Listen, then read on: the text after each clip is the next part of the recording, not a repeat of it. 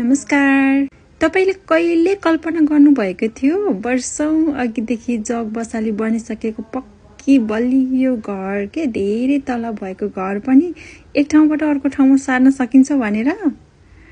कल्पनामा त पक्कै थिएन, सपना पनि होइन यो। तर वास्तविकता हेर्नुस् त, यो पहिले बनिसकेको घर हैन। यो चाहिँ यो घर छ नि, यो ब्याक सर्दैछ, ब्याक सारिदैछ के यसलाई यसरी वेब बनाएर हैन, बाटो बनाएर नटहरू कसिदै रहेछ।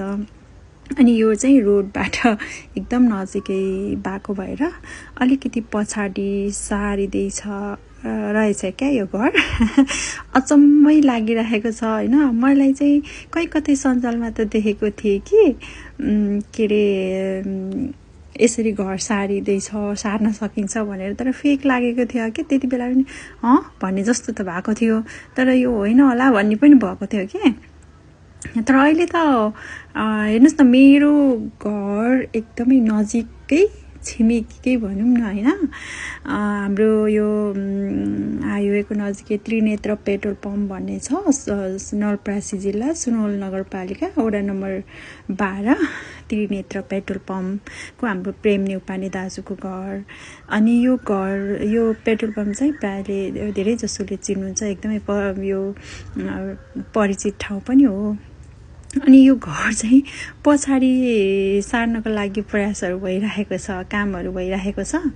मलाई पनि अचम्म लागेर अनि म प्रत्यक्ष रूपमा आएर चाहिँ हेरिरहेको छु। अहिले चाहिँ म यो घरको त्यो अगाडिको साइड पनि म देखाउँछु ल। एकदमै व्यस्त भइराख्ने यो रोड हैन। अनि यो पेट्रोल पम्प बाट चाहिँ घर नजिकै भएको कारणले यो घर पछाडि सारिँदैछ। कामहरू चाहिँ एकदमै धमाधम भइरहेको छ। अचम्मै लागिरहेको छ क्या मलाई। अझै पनि कसरी सम्भव भयो होला भन्ने चाहिँ अझै पनि जिज्ञासाहरू के कति लागिरहेको। अहिले चाहिँ कतै सञ्जालमा त देखेको हो कि अहिले चाहिँ आफ्नै घर नजिकै यसरी बन्दै प्रत्यक्ष देख्दा चाहिँ हो रहेछ भन्ने जस्तो लागिरहेको छ। अनि यो चाहिँ 2-3 दिनमा चाहिँ यो घर अझै टाइम लाग्छ, 2-3 दिन भन्नुभएको छ। यहाँ मिस्त्रीहरूसँग सल्लाह कुरा गर्दै